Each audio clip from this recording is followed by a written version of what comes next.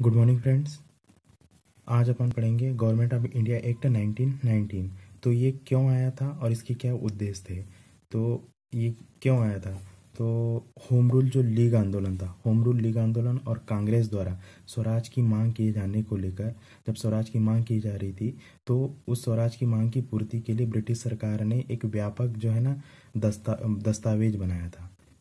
व्यापक दस्तावेज बनाया था जिसको 1919 में उन्होंने प्रस्तुत किया था। ठीक है, इसलिए क्यों, तो क्यों का मतलब आप समझ गए होंगे कि होम रूल लीग आंदोलन था और कांग्रेस द्वारा स्वराज की मांग की पूर्ति करने के लिए। ठीक, अब इसका उद्देश्य क्या था, यानी क्यों, उस मांग तो थी उनकी स्वराज की, पर फिर भी ब्रिटिशर स्वराज तो देना चाहते नहीं थे, तो उनकी खाना पूर्ति करने के लिए इन्होंने इस क्या गवर्नमेंट ऑफ इंडिया एक्ट 1919 को प्रस्तुत किया। ठीक है, और इसका उद्देश्य क्या था उनके पीछे, उनका उनका उद्देश्य था कि एक ऐसा प्रभावशाली वर्ग कहता है को 10 सालों के लिए ब्रिटिश राज का समर्थक बनाना था।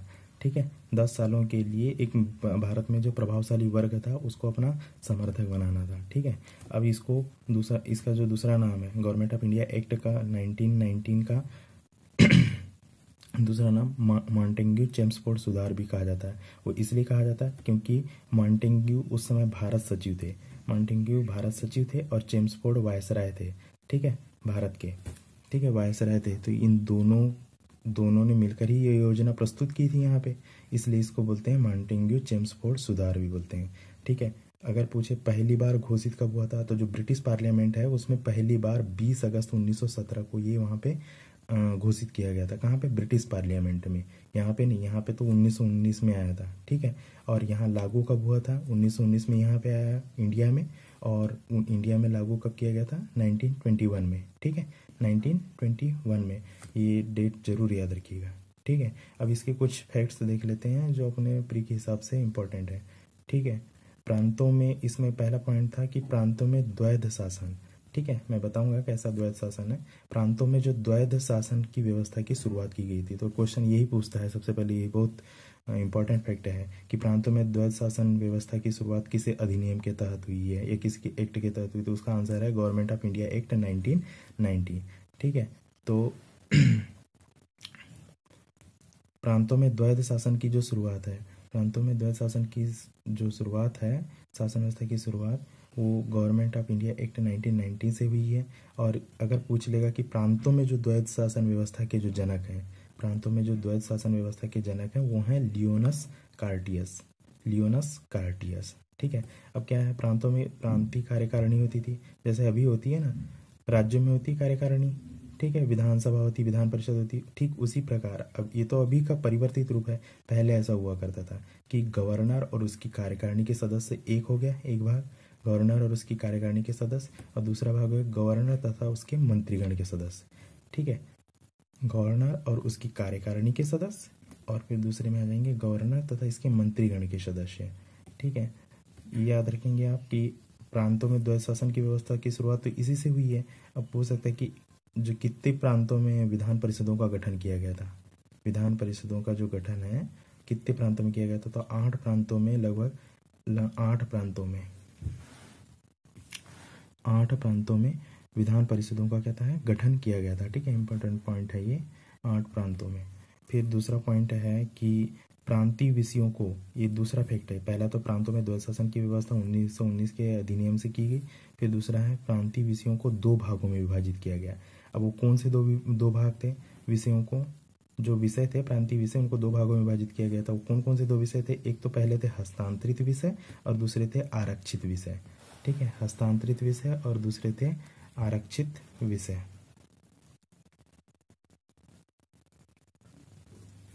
ठीक है, हस्तांतरित विषय वे विषय होते, अब इसमें कुछ नहीं है, कुछ कुछ जैसे अपन ने पढ़े हैं ना, संघ सूची, संविधान की 7वीं अनुसूची में 3 सूचियां, तीन विषय, 3 तरह से विषयों को बांटा गया है, संघ सूची, समवर्ती सूची और राज्य सूची।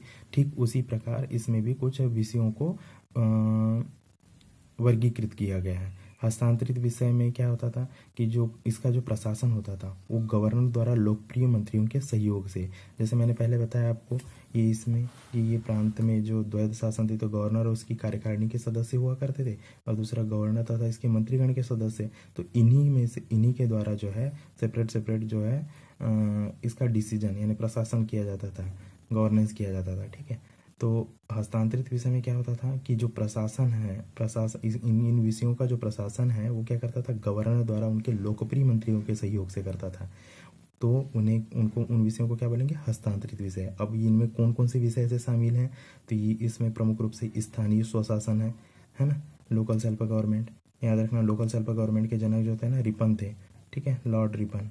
या स्थानीय स्वशासन हो गया एक, दूसरा एजुकेशन हो गया। ठीक है, ये हो गया। फिर तीसरा है समाज कल्याण हो गया। ठीक है, फिर सार्वजनिक स्वास्थ्य हेल्थ वाला, एग्रीकल्चर वाला और इंडस्ट्रीज। ठीक है, फिर दूसरे आरक्षित विषय थे। पहले हस्तांतरित विषय, अब आपको पता चल गया आरक्षित विषय और हस्तांतरित विषय इन दोनों में कैसा अंतर है। इनमें अंतर मात्र ये है कि इनका जो प्रशासन है वो गवर्नर, हस्तांतरित में गवर्नर अपने लोकप्रिय मंत्रियों के सहयोग से करता था और इसमें जो गवर्नर है अपनी कार्यकारिणी परिषद के सहयोग से संपादित करता था। जो कार्यकारिणी होती थी ना, जैसे मैंने प्रांतों में द्वैध शासन बताया था, तो पहला गवर्नर उसकी कार्यकारिणी, ठीक है, के सदस्य और दूसरा था गवर्नर और उसके मंत्रीगण। ठीक है, मंत्रीगण के सदस्य। तो ये समझ लेना कि हस्तांतरित विषय में जो द्वैध शासन व्यवस्था के अंतर्गत गवर्नर और जो उसके मंत्रीगण हैं उनके द्वारा लोकप्रिय मंत्रियों के सहयोग से प्रशासन होता था, उनको हस्तांतरित में, और जहां गवर्नर उसकी कार्यकारिणी के द्वारा प्रशासन किया जाता था जिन विषयों के संबंध में, उनको बोलते थे आरक्षित विषय। ठीक है, और उस पर जो है आरक्षित जो विषय थे, आरक्षित मतलब रिजर्व्ड है, तो इसका मतलब है कि उस पर गवर्नर जनरल का पूर्ण अधिकार था। ठीक है, यानी सर्वे सर्वा वहाँ पे गवर्नर जनरल ही था। ठीक है, अब इसमें कुछ कुछ जैसे सब्जेक्ट्स हैं, जैसे उसमें अपन ने पढ़े थे लोकल सेल्फ, स्थानीय स्वशासन हो गया, एजुकेशन हो गया, सोशल वेलफेयर हो गया। ठीक है, सार्वजनिक स्वास्थ्य हो गया, एग्रीकल्चर हो गया, इंडस्ट्री हो गया। ठीक उसी प्रकार यहाँ पे था पुलिस हो गया, जेल हो गया, भू राजस्व हो गया, सिंचाई हो गया, वन हो गया, और भी है। ठीक है, तो उतने तो पूरे याद नहीं कर सकते पर कुछ कुछ चीज़ों को याद रखना होगा। ठीक है,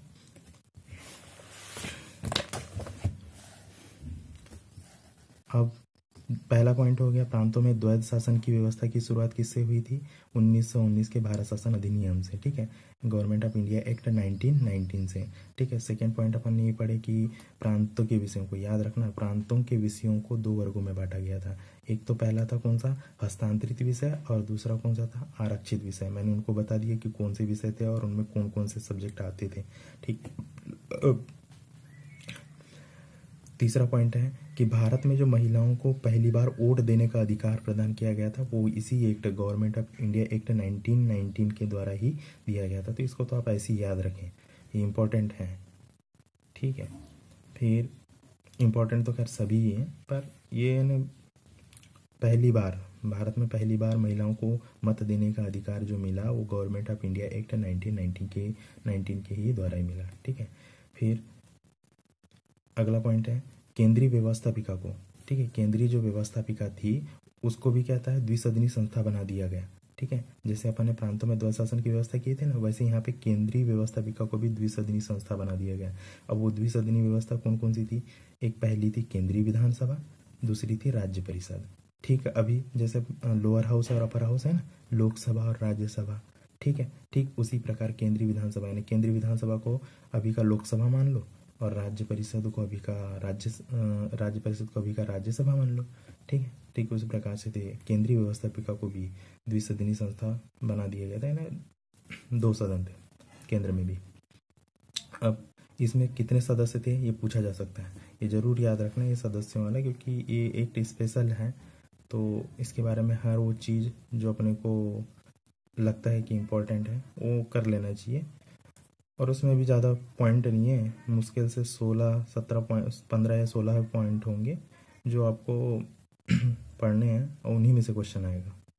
ठीक है, इसमें कुल सदस्य थे कितने, केंद्रीय विधानसभा में जो सदस्य थे 145, 145 मेंबर्स थे। ठीक है, 145 में से इलेक्टेड थे 104। ओके, इलेक्टेड मेंबर जो है 104 थे और जिनको मनोनीत किया जाता था या जिनको नॉमिनेटेड किया जाता था वो 41। ठीक है। इलेक्टेड 104 और नॉमिनेटेड 41, ठीक, ये जरूर याद रखना। टोटल थे 145, total members 145, elected 104 and nominated 41। Same यहाँ पे, यहाँ कितने मेंबर थे राज्य परिषद में? 60 मेंबर्स थे, ठीक है। 60 मेंबर्स में भी ये आपको याद रखना पड़ेगा, इलेक्टेड थे 34 और नॉमिनेटेड थे 26, ठीक है। अब ये मैंने ऐसा कर दिया थोड़ा सा ब्लॉक डायग्राम टाइप का। इसमें क्या है, इनका कार्यकाल के संबंध में प्रावधान है, यानी केंद्रीय विधानसभा का भी कार्यकाल और राज्य परिषद का भी कार्यकाल, ठीक है। ये इस साइड जो एरो लगा है तो ये इसके नीचे का कार्यकाल है, यानी केंद्रीय विधानसभा के जो साइड है ये एरो, ये इसका कार्यकाल है और ये इसका कार्यकाल है, राज्य परिषद का कार्यकाल, ठीक है। तो कार्यकाल के संबंध में प्रावधान था कि कार्यकाल कितना होगा, क्या होगा, ये इनके बारे में थोड़ा सा देख लीजिए आप, ठीक है। तो जो ये केंद्रीय विधानसभा था ना, इसका कार्यकाल जो था, यानी जो टेन्योर था वो 3 ईयर्स था, ठीक है। जो केंद्रीय विधानसभा थी ना, उसका जो टेन्योर था वो 3 ईयर्स था, ठीक है। और ये जो टेन्योर्स है इसको बढ़ाया भी जा सकता था, पर कब? तब जब गवर्नर जनरल की क्या था, इच्छा पर बढ़ाया जा सकता था, ठीक है। गवर्नर जनरल की अगर इच्छा होती तो 3 ईयर से एक्सटेंड भी हो सकता था, ठीक है। जबकि यहाँ पे जो राज्य परिषद था, जो अपर हाउस था ना, यहाँ पे 5 ईयर्स है इसका टेन्योर। और ये एक चीज़ जरूर याद रखना कि यहाँ केवल पुरुष ही सदस्य बन सकते थे, यानी यहाँ महिलाओं को नहीं था। एक तो यहाँ पे ऐसा बोल रहा है कि पुरुष ही सदस्य बन सकते थे, ये जरूर याद रखना। और वहाँ पे जो मैंने आपको पहले बताया कि इसके द्वारा पहली बार भारत में महिलाओं को वोट देने का अधिकार मिला, ठीक है, ये चीज़ें। अब क्या होता है, व्यवस्थापिका के सदस्यों को बोलने का अधिकार तथा स्वतंत्रता दी गई। क्या हो गया, अब जब इस एक्ट के द्वारा जो सदस्य हैं, व्यवस्थापिका के जो सदस्य हैं वो क्वेश्चन पूछ सकते थे, ठीक है। यानी जो सरकार थी एक प्रकार से, वो जो कार्यकारिणी थी उनसे वो क्वेश्चन पूछ सकते थे, ठीक है। जैसे अभी पार्लियामेंट में क्वेश्चन पूछते हैं ना विपक्ष के नेता या पक्ष के भी नेता अपनी सरकार से क्वेश्चन पूछते हैं, ठीक उसी प्रकार वो, उनको पहले राइट्स नहीं थे कि कुछ बोलें, या बोलने की इंडिपेंडेंस नहीं थी, ठीक है। तो अब यहाँ पे क्या आता है, इनको अब पूछने बोलने का भी अधिकार दिया गया, ठीक है, और क्वेश्चन पूछने का भी अधिकार दे दिया गया था, ठीक है, व्यवस्थापिका के सदस्यों को, ठीक है। अब एक चीज़ है कि इस अगला पॉइंट है पहली बार, ये पहली बार ही याद रखना, मैंने पहली बार बताई कि क्या महिलाओं को वोट देने का अधिकार मिला, ठीक उसी प्रकार पहली बार केंद्रीय बजट को राज्य बजट से कहता है पृथक किया गया, ये जरूर याद रखिए। पहली बार जो केंद्रीय बजट है ना, केंद्रीय बजट को राज्य बजट से पृथक किया गया, पहले एक साथ होता था ये, ठीक। फिर इसके पश्चात क्या था, एक वैधानिक आयोग का भी गठन किया गया, ठीक है। अगला पॉइंट है, एक वैधानिक आयोग का गठन किया गया जो 10 वर्ष बाद जांच करने के पश्चात अपनी रिपोर्ट प्रस्तुत करता था। तो ये इसके कुछ नहीं, बस इसके फैक्ट्स हैं, उसको आपको 2-3 बार करना है तो वो आ जाएंगे, ठीक है। एक वैधानिक आयोग का गठन जो 10 वर्ष बाद जांच करने के पश्चात जो है अपनी रिपोर्ट प्रस्तुत करता है। एक वैधानिक आयोग के गठन का प्रावधान भी,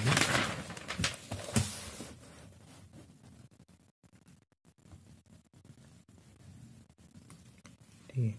अगला पॉइंट है, जो केंद्रीय विधानमंडल को केंद्रीय सूची के विषय के संबंध में विधि निर्माण का अधिकार, किंतु अंतिम निर्णय गवर्नर जनरल का, ठीक है। अंतिम निर्णय जो है गवर्नर जनरल का, ठीक है। अभी के ही संदर्भ में ये जो पॉइंट है लागू होता है कि जैसे जो अभी 7वीं सूची में तीन वो है ना, 7वीं जो अनुसूची है अपनी 7th शेड्यूल्ड है, उसमें क्या था, 3 सूचियां हैं, विषयों की 3 सूची, एक संघ सूची है, दूसरी राज्य सूची है और तीसरी समवर्ती सूची है। तो संघ सूची के जो विषय हैं उन पर कानून बनाने का अधिकार किसको है, केंद्र सरकार को है।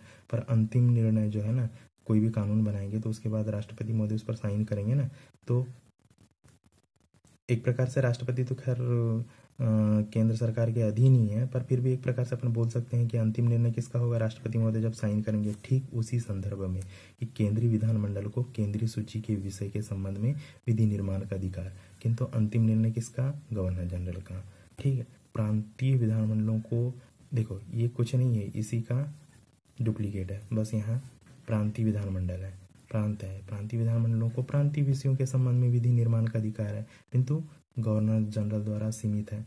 इसको आप ऐसे समझ सकते हैं कि राज्य की जो सरकारें हैं अपने राज्य के विषयों में क्या था, कानून बना सकती है, परंतु अगर केंद्र की सरकार कोई कानून बना देती है तो वो विलोपित हो जाते हैं। राज्य के जो कानून है उसी विषय में अगर बना दिए तो वो विलोपित हो जाते हैं। राज्य के कानून वो सर्वे सर्वा होते हैं फिर केंद्र सरकार वाले जो कानून है, ठीक है। और यह चाहे तो केंद्र सरकार उनके क्या कहता है अधिकारों को सीमित भी कर सकती है, किनके, राज्य सरकारों के। तो ठीक उसी प्रकार है कि यहाँ पे प्रांतीय विधानमंडलों को प्रांतीय विषयों पर के संबंध में विधि निर्माण का अधिकार तो है, किंतु गवर्नर जनरल द्वारा सीमित किया जा सकता है, ठीक। अब अपन नहीं पढ़े हैं, ये वाला भी एक तो जरूर याद रखना। लोक सेवा के गठन का प्रावधान, लोक सेवा के गठन का प्रावधान जो है ना, इसी अधिनियम के थ्रू, यानी गवर्नमेंट ऑफ इंडिया एक्ट 1919 के थ्रू ही क्या था, लोक सेवा के गठन का प्रावधान किया गया था 1926 में। और ये सिफारिश की थी किसने, ली कमीशन ने। ये ली कमीशन, ये जो ली कमीशन है ना, ली कमीशन इसने सिफारिश की थी और इसी के थ्रू केंद्रीय लोक सेवा आयोग का गठन किया गया था। और ये आपको संघ लोक सेवा आयोग, राज्य लोक सेवा आयोग, वो आयोगों में भी होगा, तो ये उसमें भी इम्पोर्टेंट, वहाँ पे भी पढ़ा होगा ये वाला फैक्ट आपने, ठीक है। निर्वाचक क्षेत्रों को फिर देखिए, निर्वाचक क्षेत्रों का वहाँ क्या है, प्रांतीय विषयों को भी दो वर्गों में बांटा गया, ठीक है। उसी प्रकार निर्वाचक क्षेत्र को भी दो भागों में बांट दिया गया था। कैसा, एक सामान्य और दूसरा विशिष्ट वर्ग। सामान्य वर्ग और विशिष्ट वर्ग। सामान्य वर्ग में कौन कौन थे, हिंदू थे, मुस्लिम थे, ईसाई थे, एंग्लो इंडियन थे और सिख थे, ठीक है। उसी प्रकार क्या है, विशिष्ट वर्ग। विशिष्ट वर्ग में क्या थे, भूस्वामियों थे, भूस्वामी जो थे, ठीक है। बड़े बड़े जो भूस्वामी थे, विश्वविद्यालयों, व्यापार मंडलों का प्रतिनिधित्व करने वालों को, लोगों को, जो विश्वविद्यालय हो गए और व्यापार मंडलों का प्रतिनिधित्व करने वाले, ठीक है। पहले तो क्या था, पहले सभी को वोट देने का अधिकार नहीं था। जो बड़े बड़े उद्योगपति हो गए, भूस्वामी हो गए, जो बड़े बड़े लोग हो गए, उन्हीं को वोट देने का अधिकार था। तो इसलिए उनको क्या किया गया था, विशिष्ट वर्ग में शामिल किया गया था, ठीक है। इस टाइप से। अब सांप्रदायिक आधार पर कहता है सिखों, जो सांप्रदायिक आधार पर है ना, सांप्रदायिक आधार पर कहता है सिखों, ईसाइयों, आंग्ल भारतीयों तथा यूरोपियों के लिए भी कहता है पृथक निर्वाचन के सिद्धांत को विस्तारित किया गया था। सांप्रदायिक आधार पर क्या है, सांप्रदायिकता तो क्या एक प्रकार से बोलना चाहिए कि अंग्रेजों के खून खून में था कि सांप्रदायिकता का बीज बो और भारत को तोड़ो और राज करो, ठीक है। तो उनने कुछ भी जहाँ पे भी होता था तो सांप्रदायिक वर्ड पहले ही ला देते थे वो लोग, ठीक है, ताकि इनमें मनमुटाव हो और ये अपने अपने में ही टूट जाए, ठीक है। तो सांप्रदायिक आधार पर सिखों हो गया, ईसाइयों हो गया, एंग्लो इंडियन हो गया और यूरोपियों के लिए भी क्या था, पृथक निर्वाचन के सिद्धांत को विस्तारित किया गया। इससे भी क्या होता था, ये एक प्रकार से किसी वर्ग विशेष को क्या था, पृथक करना किसी वर्ग से, ठीक है। ये वही तो प्रथा थी, ये सामान्य वर्ग और ये विशिष्ट वर्ग वाली, ठीक है। यानी किसी को नीचा दिखाना, किसी को ऊंचा दिखाना, ठीक है। उससे क्या भेदभाव पैदा होगा, ठीक है। तो ये जरूर याद रखिएगा। अब क्या था, विधान परिषद, जो मैंने बताया था ना 8 प्रांतों में विधान परिषदों का गठन किया था, पूर्व में था ना अभी। तो विधान परिषद में जो सदस्यों के प्रकार थे वो 3 प्रकार के थे। वो किस प्रकार से थे, विधान परिषदों में जो सदस्यों के जो प्रकार थे ना वो 3 थे। एक तो पहले थे निर्वाचित, जो 71% थे, जिनका वेटेज 71% था। मनोनीत सरकारी, मतलब निर्वाचित मतलब इलेक्टेड, ठीक है, इलेक्टेड 71% थे, ठीक है। और दूसरे जो थे नॉमिनेटेड, जो गवर्नमेंट थे वो 18% थे और नॉमिनेटेड नॉन गवर्नमेंट वाले जो थे वो 11% थे, ठीक है।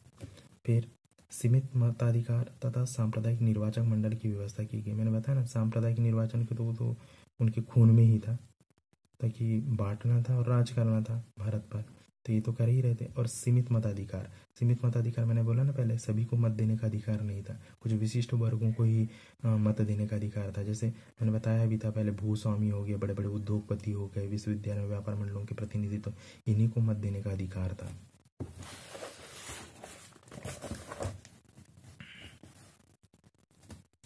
अगला पॉइंट है, भारत सचिव को केक की नियुक्ति का अधिकार दिया गया, ठीक है। भारत सचिव को controller auditor general of India, यानी भारत के नियंत्रक और महालेखा परीक्षक की नियुक्ति का जो अधिकार है अब किसके दिए गए, भारत सचिव को। किसके through, government of India act 1919 के थ्रू, ठीक है। फिर वायसराय की जो कार्यकारिणी परिषद में 6 सदस्य होते, 6 सदस्य थे।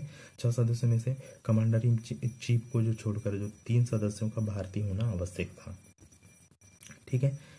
3 सदस्यों का भारतीय होना जरूर आवश्यक था। ठीक है, तो जरूर याद रखना। 6 सदस्य थे कमांडर इन चीफ को छोड़कर, जिसमें से 3 का इंडियन होना बहुत ज़्यादा ज़रूरी था। ठीक है, होना आवश्यक ही था। ठीक, अभी टीप के बारे में सोचेंगे क्या लिखा है। ठीक है, तो इसके बारे में थोड़ा सा आपको बता देता हूँ।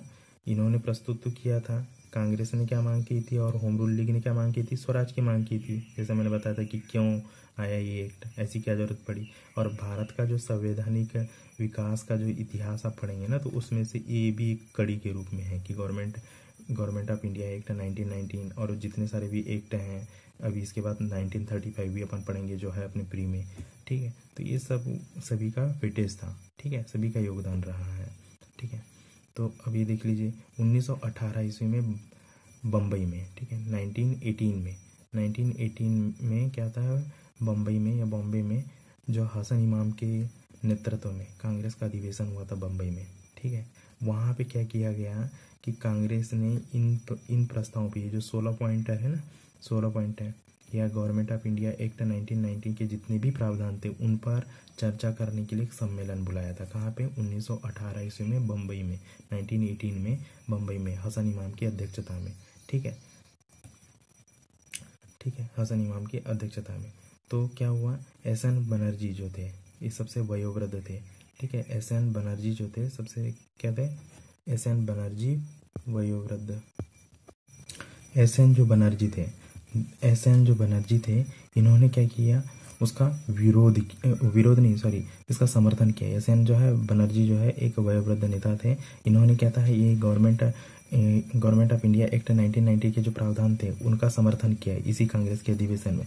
पर बहुत सारे लोगों ने क्या किया, इनका इस क्या था एक्ट का विरोध किया, और जिनने विरोध किया उन्होंने फिर कांग्रेस से निकलकर इंडियन लिबरल एसोसिएशन की स्थापना की। किसकी स्थापना की, जिन्होंने विरोध किया, ये जरूर याद रखिएगा, ये यहाँ पे लिख लीजिएगा, विरोधियों ने।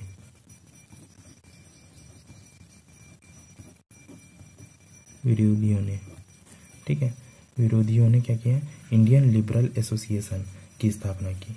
ठीक है दोस्तों, प्लीज़ सब्सक्राइब करें मेरे इस चैनल को। ठीक है, धन्यवाद।